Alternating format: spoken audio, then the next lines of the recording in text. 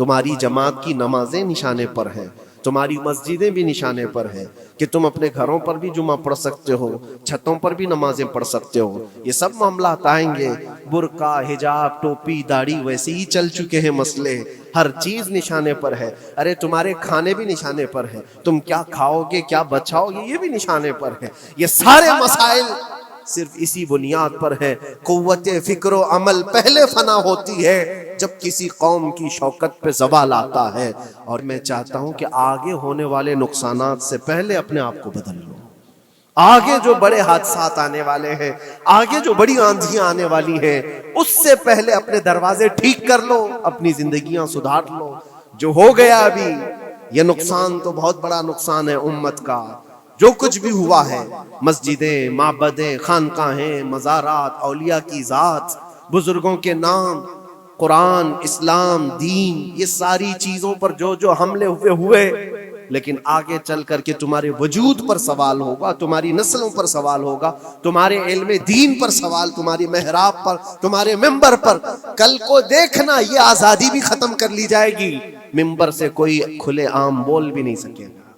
تمہیں یہ ہنگامے نشاط لذت خواب گراں بدل ڈالو۔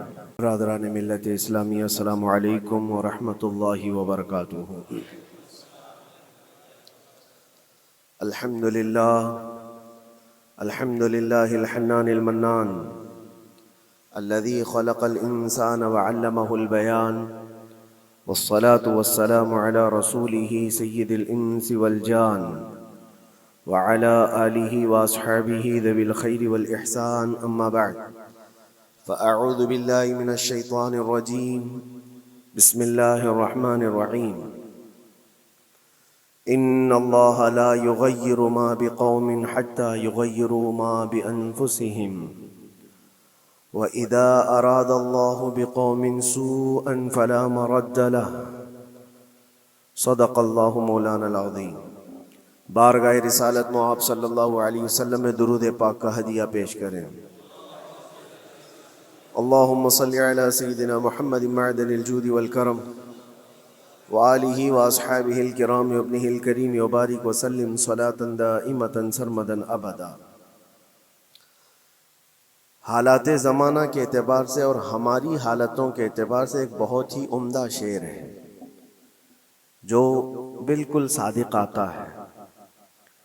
قوت فکر و عمل پہلے فنا ہوتی ہے، قوت فکر و عمل پہلے فنا ہوتی ہے جب کسی قوم کی شوکت پہ زوال آتا ہے۔ یوں ہی کوئی قوم نہیں مرتی، کسی قوم کے اوپر زوال آتا ہے تو سب سے پہلے اس قوم کے اندر سوچنے سمجھنے کی صلاحیت ختم ہو چکی ہوتی ہے، تب جا کر کے زوال آتا ہے۔ آج اس شعر کو میں پڑھتا ہوں تو محسوس ہوتا ہے کہ ہماری قوم پر یہ شعر صادق آتا ہے۔ قوت فکر اور عمل یہ پہلے رخصت ہو گئی ہے، جس کی وجہ سے یہ زوال آ رہے ہیں۔ لوگ اب حادثوں پر بیٹھ کر کے چرچا کرتے ہیں، حادثہ ہونے سے پہلے جو فکر ہونی چاہیے وہ مفقود ہے۔ گھر جلنے کے بعد پھر میٹنگ کرنے کا مطلب کیا ہے؟ اس سے سیفٹی کے لیے پہلے سے انتظامات ہوں تو اس کو لائق و فائق اور دانش مندی سمجھا جائے گا۔ آج کے وہی حالات ہیں میرے عزیزوں۔ آپ کو پتہ ہے کچھ قومیں ایسی ہیں جو فیوچر پلاننگ کے لیے 100 سال کے بعد کا سوچتی ہیں، جبکہ یہ اسلام کا حصہ تھا۔ نبی کونین صلی اللہ علیہ وسلم نے 1400 سال بعد ہونے والی چیزوں کی پیشین گوئی فرمائی کہ نہیں فرمائی؟ اللہ کے نبی صلی اللہ علیہ وسلم نے 1000 سال بعد پیدا ہونے والی چیزوں کو پہلے سے بتایا تھا کہ نہیں؟ یہ ساری چیزیں نبی آخر الزمان صلی اللہ علیہ وسلم نے جو بتایا، مطلب یہی تھا کہ اس وقت کے لوگوں کو ضرورت تو نہیں تھی ان حالات کی، پھر بھی حضور ان کو بتا رہے تھے، صحابہ کو۔ آج جو چیزیں پیدا ہونے والی ہیں وہ رسول پاک کو پتا تھا، 1000 سال بعد ہونے والی چیزیں، لیکن اس وقت کے صحابہ کو یہ باتیں کیوں بتائی جا رہی تھی؟ ان کے حالات تو اس وقت کے نہیں تھے ویسے، اس کے باوجود نبی پاک صلی اللہ علیہ وسلم نے ان کو 1000 سال بعد ہونے والی چیزوں کی باتیں اس لیے بتائی کہ یہ دین اسلام فیوچر پلاننگ کے لیے کتنا ایکٹیو ہے یہ سمجھو، آگے کے لیے۔ اس لیے بتایا گیا کہ صحابہ اپنی اولاد کو اور وہ اپنی اولاد کو، وہ اپنی اولاد کو یہ بات منتقل کرتے جائیں، اور آنے والے حادثوں سے پہلے سے ذہن پریپیئر رہے، تیار رہے۔ دجال کے فتنے کا ذکر کتنی مرتبہ حدیث پاک میں آیا، امت کو نبی پاک صلی اللہ علیہ وسلم نے یوں ہی نہیں چھوڑ دیا۔ دجال کا فتنہ آئے گا، یاجوج ماجوج کا فتنہ آئے گا، یہ ساری چیزیں بتائی گئی کہ نہیں، ہر مسلمان تقریباً جانتا ہے آخر زمانے میں ایک بہت بڑا فتنہ دجال کی صورت میں ظاہر ہوگا۔ تو یہ باتیں اتنے 100 سالوں سے چل رہی ہیں کہ ذہن تیار ہے اس فتنے کو کہ اگر ایسا فتنہ آیا تو ایمان پر ڈٹے رہنا ہے، جمے رہنا ہے۔ یہ بات ہوتی ہے آگے آنے والے حادثات سے قوم کو باخبر رکھنا۔ آج جو حالات ہیں، جب کبھی کوئی چیز لٹ جائے تو سارے لوگ سڑکوں پر آ جائیں گے، یا پھر کسی نشستگاہ پر بیٹھ کر کے رات بھر میٹنگ کر کے چلے جائیں گے۔ یہ حادثے ہونے کے بعد کے جو حالات ہیں، یہ وہی چیزیں درشا رہی ہیں کہ قوت فکر و عمل فنا ہو گئی ہے۔ قیادت ہمارے ہاں مفقود ہے، کسی ایک قائد کے تحت کوئی ساری قوم آنا نہیں چاہتی۔ آپ کیا سمجھتے ہیں کہ جو ہمارے ساتھ حالات پیش آ رہے ہیں، کبھی مسجدوں کو لے کر، کبھی خانقاہوں کو لے کر، کبھی بزرگوں کے نام کو لے کر، اب ہمارے وقف کی جائیداد کو لے کر، یہ سارے جو معاملات ہیں یہ اچانک آنے والی چیزیں نہیں ہیں۔ بھانپ لیا گیا ہے تمہاری پوری طبیعت کو، تمہارے مزاج کو، کہ فکر و عمل کی قوت ان کی ختم ہو چکی ہے۔ ان کو 2 چند چیزوں میں ہی راضی کیا جا سکتا ہے۔ دنیا یہ سمجھ رہی ہے، جس کی وجہ سے کھلواڑ پر کھلواڑ ہوتے چلے جا رہے ہیں، اور ان کو یہ بھی پتہ ہے کہ یہ کچھ نہ کر سکیں گے۔ میرے عزیزو، آپ نا امید اور مایوس نہ ہو کہ ہم سے کچھ نہیں ہوگا۔ اللہ کریم چاہے تو ایک بندے سے بھی پوری دھرتی پر زلزلہ لا سکتا ہے۔ اللہ کریم کی ذات پر یقین اور توکل رکھو۔ سرکار غریب نواز ہندوستان آئے تھے تو بہت بڑی فوج لے کر نہیں آئے تھے، اللہ کی ذات پر بھروسہ کر کے آئے تھے، اور 90 لاکھ لوگوں کے دلوں میں چراغ اسلام جلا دیا تھا۔ وہ یقین اور توکل کے ساتھ آئے تھے۔ آج لوگوں کے دلوں کے اندر جو مایوسی اور نا امیدی ڈالی جا رہی ہے کہ کچھ ہوگا نہیں، ابھی کچھ کرنے سے کچھ نہیں ہوگا، یہ نا امیدی اور مایوسی تمہاری طبیعت میں کیوں آئی؟ کیا تمہارا رب تبارک و تعالیٰ کی ذات پر یقین کمزور ہو گیا؟ اگر یہ اس طرح کی بیماری آئی ہے تو پھر بدر پڑھ لینا۔ جب رسول پاک صلی اللہ علیہ وسلم کے ساتھ وہ صحابہ جا رہے تھے، ان کو اچھی طرح پتا تھا کہ سامنے آنے والی فوج کتنی طاقت لے کر آ رہی ہے۔ 1000 لوگ آ رہے ہیں، ہاتھی گھوڑے ان کے پاس، ہتھیار اور اسباب ان کے پاس ہے، کھانے پینے کی مزے کی ساری چیزیں لے کر کے آ رہے تھے مکہ والے، اور ادھر صحابہ ننگے پیر ہیں۔ 313 کے پاس 4 گھوڑے ہیں، پیدل چلے آ رہے ہیں، چھاؤں لینے کے لیے کوئی جگہ تک نہیں ہے ان کے پاس۔ ایک کھجور کسی کے پاس ہو تو 10 لوگ اس پر اکتفا کر لیں۔ فاقے پر فاقہ کرنے والے وہ صحابہ، لیکن انہوں نے یہ نہیں کہا کہ اللہ کے نبی صلی اللہ تعالی علیہ وسلم سے کہ ہمارے پاس اسباب کی کمی ہے، ہتھیار کی کمی ہے، کچھ نہیں، ہمارے پاس سواری نہیں ہے۔ بغیر سواری کے 180 کلومیٹر مدینے سے چل کر کے وہ بدر پہنچے تھے، بدر تک پہنچے تھے، اور اس وقت اپنی ساری محنتیں، اپنی ساری قوتیں انہوں نے زمین پر لا کر رکھ دیں۔ پھر بدر کے میدان میں جب پہنچے تب اللہ کریم کی بارگاہ میں دعا کیا تھا میرے مصطفیٰ نے، اے اللہ اگر اس نہتی قوم کو تو نے فتح نہیں دی تو پھر قیامت تک اس روئے زمین پر سجدہ کرنے والا کوئی نہیں ہوگا۔ یہ محبوبانہ انداز تھا میرے مصطفیٰ کا۔ وہ دعا مدینے میں بیٹھ کر کے بھی تو کر سکتے تھے۔ 180 کلومیٹر دور اتنی مصیبت میں دھوپ میں چل کر کے جانے کی کیا بات تھی؟ ننگے پیر صحابہ گئے ہیں، فاقے پر فاقہ کیے ہوئے، وہ مدینے میں بیٹھ کر دعا کرتے تو کیا رحمت للعالمین کی دعا قبول نہیں ہوتی؟ لیکن مصطفیٰ کریم صلی اللہ علیہ وسلم نے یہ مزاج دیا ہے، پہلے فکر و عمل میدان میں لاؤ پھر دعا کرو، اللہ کی مدد آتی ہے۔ یہاں ہم بیٹھ کر کے یہیں سے دعا کرتے ہیں، کچھ کرنا نہیں ہے، بدلنا نہیں ہے اور فکر و عمل کو لانا نہیں ہے، تو پھر صرف یہاں بیٹھ کر کے دعا کرنا، یہ تو میرے عزیزوں عورتوں کو اس سے ذمہ داری دی گئی ہے کہ تم میدان عمل میں آ نہیں سکتی، تم اپنے گھروں سے دعا کرو اپنے بھائیوں کے لیے، لیکن یہ کام تو اب سارے مردوں نے بھی لے لیا ہے۔ بہرحال قوت فکر و عمل پہلے فنا ہو جاتی ہے جب کسی قوم کی شوکت پہ زوال آتا ہے۔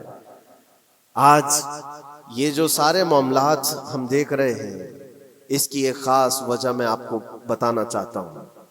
آج سے تقریباً 8-9 سال پہلے میرا ایک بیان بھی ریکارڈ موجود ہے، کافی دنوں تک وہ چلتا رہا، میری اپنی بات نہیں تھی۔ سراج الامہ امام غزالی رحمۃ اللہ تعالی علیہ انہوں نے لکھا تھا کہ امت پر اگر ایک ایسا وقت آ جائے جب ان کے سامنے ان کے نبی کو گالیاں دی جا رہی ہیں اور امت کچھ نہ کرے، تو پھر وہ انتظار کرے کہ عنقریب وہ وقت بھی ان کے اوپر آنے والا ہے جب ان کی ماؤں، بیٹیوں اور سب عزتوں کو بازار میں نیلام کیا جائے گا اور یہ کچھ نہیں کر سکیں گے۔ وہ دن آ جائیں گے۔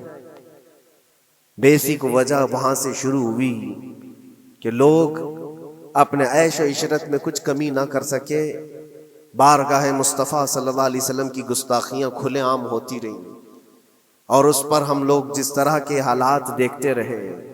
بہت سارے لوگ تو مجھ کو یہ کہتے تھے، مجھ سے یہ کہتے تھے، کیا ضرورت ہے آپ کو بولنے کی، حالات دیکھ نہیں رہے آپ؟ ظالمو، تم کو اگر کوئی چھوٹی سی ماں کی گالی دے دے تو تم بپھر جاتے ہو اور اس کے اوپر آسمان توڑنے کی بات کرتے ہو، اور ہم اپنے نبی پاک صلی اللہ علیہ وسلم سے کروڑوں ماؤں سے زیادہ محبت کرتے ہیں۔ اس رسول پاک صلی اللہ تعالی علیہ وسلم پر کوئی بھونکتا رہے اور اس کا جواب نہ دو، تم یہ کہتے ہو مصلحت ہے، حالات ایسے ہیں، تو پھر اپنا یہ لباس بدل لینا چاہیے، اپنا نام بدل لینا چاہیے۔ پھر اس دائرہ اسلام میں رہ کر کے مطلب کیا ہے؟ اسی لیے اقبال نے 100 سال پہلے ایک مزاج دیا تھا، ایمان ہے کیا چیز، اسلام ہے کیا چیز؟ تم کیا سمجھتے ہو داڑھی ٹوپی اور جبے کبے کا نام اسلام ہے؟ اسلام کیا ہے؟ اقبال نے کہا تھا کہ بارگاہ مصطفیٰ صلی اللہ تعالی علیہ وسلم کے قدموں تک اپنے آپ کو پہنچا دو، یہی دین ہے، یہی دین ہے۔ گر بہ نہ رسیدی تمام ابو لہبیست، اور اگر تم وہاں تک نہیں پہنچ سکے تو زندگی ابو لہب کی طرح ہے۔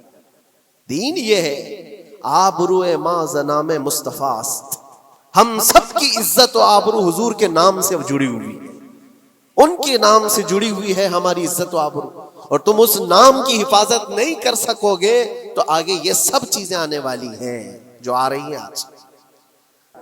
یہ بات یاد رکھنا، شیطان کبھی فجر کی نماز کے لیے اٹھا نہیں سکتا، اور اگر اٹھا رہا ہے تو پھر اس کا کوئی مقصد ہے۔ شیطان اور نماز، آج سختہ ان کے پاس ہے، طاقت ان کے پاس ہے، حکومت ان کے پاس ہے، ڈپارٹمنٹ ان کے پاس ہے، سب کچھ، جوڈیشری، ہر چیز ان کے پاس ہو، وہ کیا کر رہے ہیں اس سے مجھے مطلب نہیں۔ میں آپ سے یہ پوچھنا چاہتا ہوں، مجھے رہزنوں سے غرض نہیں، تیری رہبری کا سوال ہے۔ تم خیر امت ہو، رسول پاک کی امت میں ہو، تمہاری بھومکا جس کو کہا جاتا ہے، تمہاری یہاں پر زندگی کے معاملات یہ بہت زیادہ اہمیت کے حامل ہیں۔ تم کیسے بن سکتے ہو آج؟ اسی لیے قرآن پاک کی آیت میں نے شروع میں تلاوت کی، رب ذوالجلال فرماتا ہے ان اللہ لا یغیر ما بقوم حتی یغیروا ما بانفسہم، بے شک اللہ تعالیٰ اس وقت تک کسی قوم کی حالت نہیں بدلتا جب تک وہ قوم خود اپنی حالت بدلنے کی کوشش نہیں کرتی۔ جب تک اپنی حالت بدلنا نہیں چاہتے اس وقت تک اللہ تبارک و تعالیٰ نہیں بدلے گا۔ وَإِذَا أَرَادَ اللَّهُ بِقَوْمٍ سُوءًا فَلَا مَرَدَّ لَهُ، اور اللہ تعالیٰ کا یہ جلال بھرا ارشاد تو سنو، یہ 13ویں پارے کی سورہ رعد کی آیت ہے۔ اللہ کریم فرماتا ہے، اور جب اللہ کسی قوم کے ساتھ سختی کا معاملہ کرنا چاہے، پکڑ کرنا چاہے، تو پھر کوئی طاقت اس کو ٹال نہیں سکے گی۔ رب تبارک و تعالیٰ جب کسی قوم پر عذاب لانا چاہے تو کوئی اس کو ٹال نہیں سکے، تو بدلو۔ اسی لیے اکثر یہ کہا جاتا، میں تو اپنی تقریروں میں جو چند مجھے چیزیں یاد رہتی ہیں وہ عرض کیے دیتا ہوں، باقی مجھے شعر و شاعری زیادہ یاد نہیں رہتی، لیکن جو دل پہ لگتی ہیں باتیں وہ ذہن میں محفوظ ہو جاتی ہیں۔ کسی شاعر نے کہا تھا، جگہ جگہ کے تھک چکے ہیں تمہیں یہ ہنگامے، نشاط لذت خواب گراں بدل ڈالو۔ کیا مطلب ہے؟ روز ایک ایک ہنگامہ ہوتا ہے، تم کو جگا رہا ہے، اٹھ جا اے مسلمان، اٹھ جا، نشاط لذت خواب گراں بدل ڈالو، لمبی نیند سونے کی جو عادت پڑی ہوئی ہے اس مزے کو بدل ڈالو، غلط روی سے منازل کا بعد بڑھتا ہے، مسافروں روش کارواں بدل ڈالو۔ شاعر نے کہا ہے ادھر ادھر کی لے میں چلتے رہو گے تو منزل لمبی ہو جائے گی۔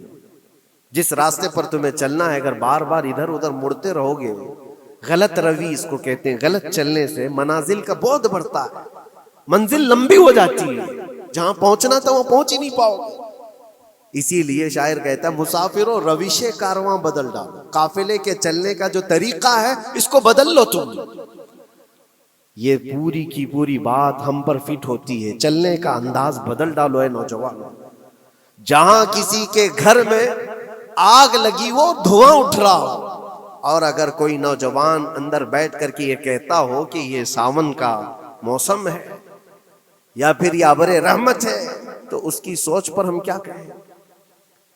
جہاں آج پوری قوم قسم پرسی کے عالم میں ہو، امت محمدیہ کے یہ حالات آج دیکھ رہے ہیں، روزانہ دیکھ رہے ہیں۔ تم شیئر تو کرتے ہو، ہر جگہ شیئر کرتے ہو، اور سارے ریلز پر تم جو دیکھتے ہو ہنگامے، روز صرف ہندوستان کے نہیں پوری دنیا بھر کے فلسطین کے مظلوم بچوں کی لاشیں دیکھتے ہو اور شیئر کر کے آگے بڑھ جاتے ہو۔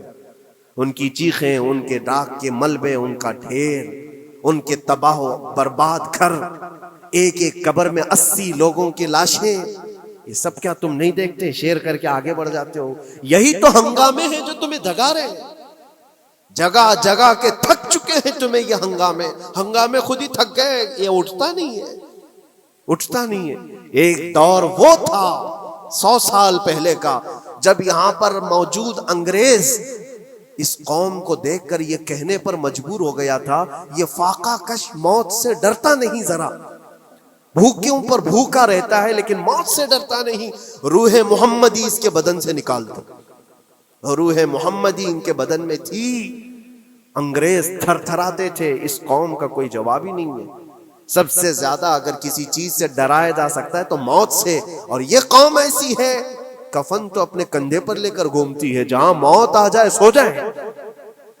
یہ فاقہ کش موت سے ڈرتا نہیں ذرا، روح محمدی اس کے بدن سے نکال دو۔ یہ کس کی بات تھی؟ انگریزوں کی بات تھی۔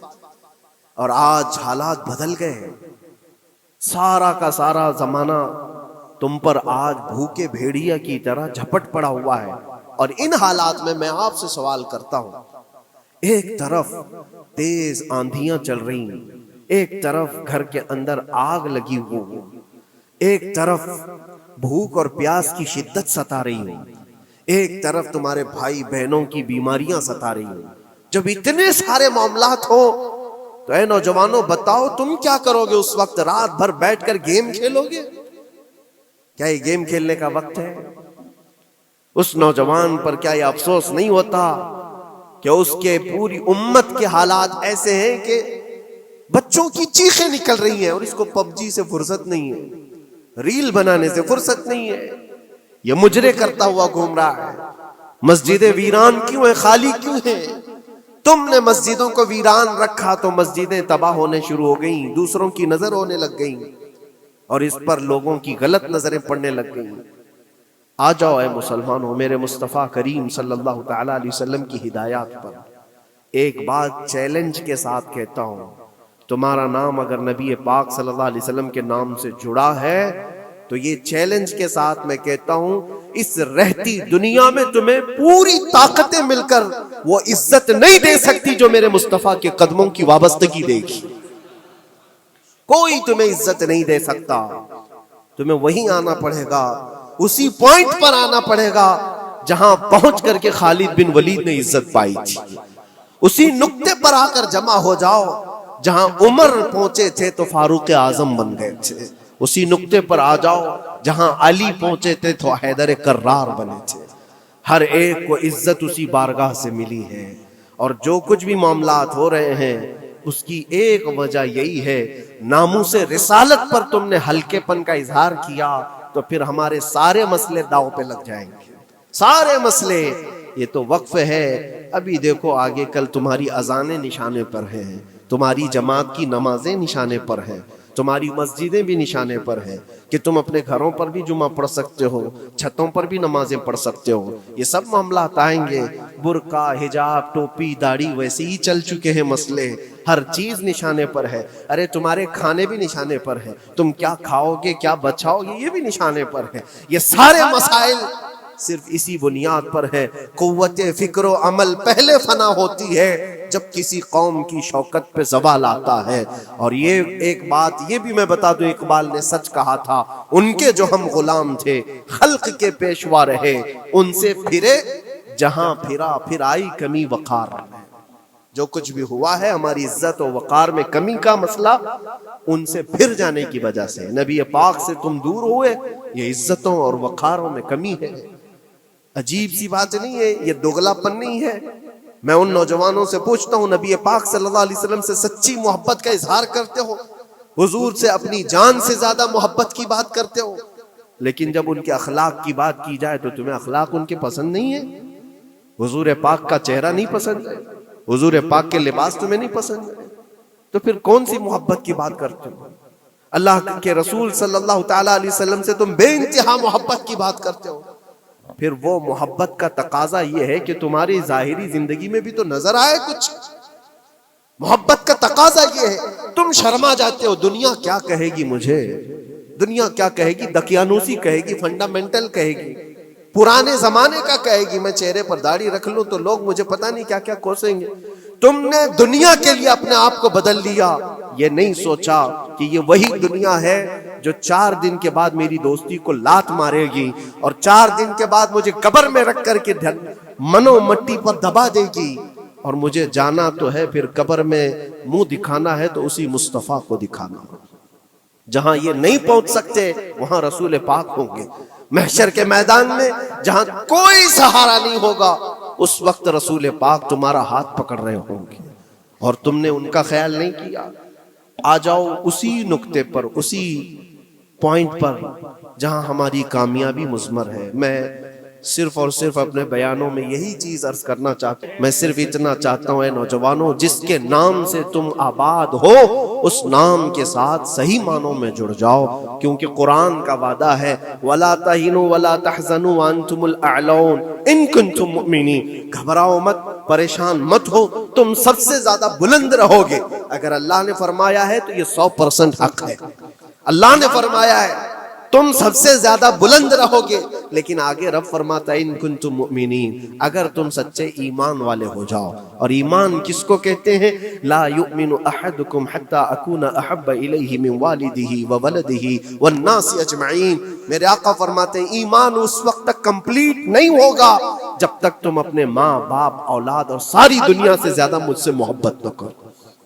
یہ ہے. اور اخیر میں یہی کہوں گا، ہر مسئلے کا حل، سارے تمام ایشوز کا خلاصہ، علاج ایک ہی چیز میں ہے کہ محمد سے وفا ہونا ہے.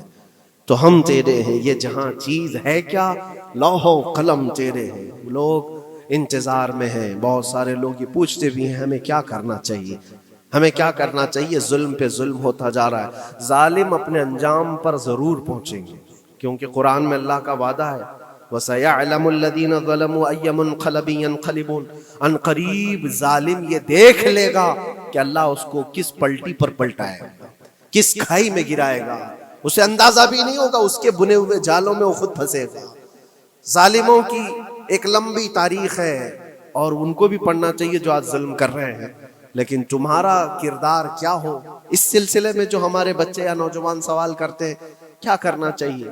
پہلے سب سے پہلی چیز میں یہ کہتا ہوں، جتنا کھو چکے، جتنی جا چکے اور جو اب برباد ہوا ہے، اس چیز پر منتھن کرنا، اس چیز پر بیٹھ کر میٹنگ کرنا، اس سے پہلے میں چاہتا ہوں کہ آگے ہونے والے نقصانات سے پہلے اپنے آپ کو بدل لو۔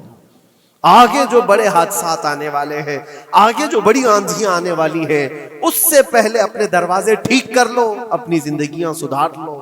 جو ہو گیا ابھی، یہ نقصان تو بہت بڑا نقصان ہے امت کا۔ جو کچھ بھی ہوا ہے، مسجدیں، معبدیں، خانقاہیں، مزارات، اولیاء کی ذات، بزرگوں کے نام، قرآن، اسلام، دین، یہ ساری چیزوں پر جو حملے ہوئے، لیکن آگے چل کر کے تمہارے وجود پر سوال ہوگا، تمہاری نسلوں پر سوال ہوگا، تمہارے علم دین پر سوال، تمہاری محراب پر، تمہارے ممبر پر۔ کل کو دیکھنا یہ آزادی بھی ختم کر لی جائے گی، ممبر سے کوئی کھلے عام بول بھی نہیں سکے گا۔ یہ آج جو ہم بیان کر رہے ہیں، آگے چل کر کے دیکھنا یہ آوازیں بھی بند کر دی جائیں گی کہ کھلے عام کوئی مولوی بول نہ سکے، جو ہم چاہیں وہی بولیں۔ میرے عزیزوں، اس وقت کے ان حادثوں سے بچنے کے لیے میں کہتا ہوں ابھی اپنے آپ کو بدل لو، مسافروں روش کارواں بدل ڈالو، اٹھو وگرنہ حشر نہ ہوگا پھر کبھی، دوڑو کہ زمانہ چال اپنی چل گیا۔ اللہ کریم ہم سب کی قوت فکر و عمل پھر سے عطا فرمائے۔ رب تبارک و تعالی ہمیں اتحاد و اتفاق نصیب فرمائے۔ رب تبارک و تعالی دامن مصطفیٰ میں سارے مسلمانوں کو جمع ہونے کی توفیق عطا فرمائے۔ گنبد خضرا کی چھاؤں میں مولا ہمیں عزت و وقار عطا فرمائے۔ رب تبارک و تعالی ظالموں کو جلد ان کے ٹھکانے پر پہنچا دے۔ اے کریم خدا رحم الراحمین، مولا ہمارے شعائر اسلام کے ساتھ جو کچھ بھی ہو رہا ہے، غیب سے تو مولا مدد کے اسباب پیدا فرما دے۔ ہمارے درمیان مولا قیادت اور سچی قیادت عطا فرما۔ اے کریم خدا رحم الراحمین، خصوصاً تیرے دربار میں التجا ہے مولا، فلسطین کے نہتے مظلوموں کی غیب سے مدد فرما۔ جبرائیل امین کی تائید انہیں عطا فرما، رحمت کے فرشتوں سے ان کی مدد فرما۔ مولا پورا شہر راکھ کے ڈھیر پر ہے، اے کریم خدا خوشیاں دیکھے انہیں زمانہ بیت گیا، مولا ان کے گھروں میں خوشیاں عطا فرما۔ اے اللہ ان بلکتی ہوئی ماؤں کو، ان کی جو گودیں اجاڑ دی گئی ہیں، ان کے گھر جو برباد کیے گئے ہیں، ان کے شہیدوں کو قبول فرما، ان کے زخموں کو مولا تو شفا عطا فرما۔ اے کریم خدا خصوصیت کے ساتھ ان کے، ہمارے اور تیرے دشمنوں کو ہلاک و برباد فرما دے، ان کی زمین ان کے لیے تنگ فرما دے۔ ربنا وآتنا ما وعدتنا على رسلك ولا تخزنا يوم القيامة انك لا تخلف الميعاد برحمتك يا ارحم الراحمين۔ وآخر دعوانا الحمد لله رب العالمين۔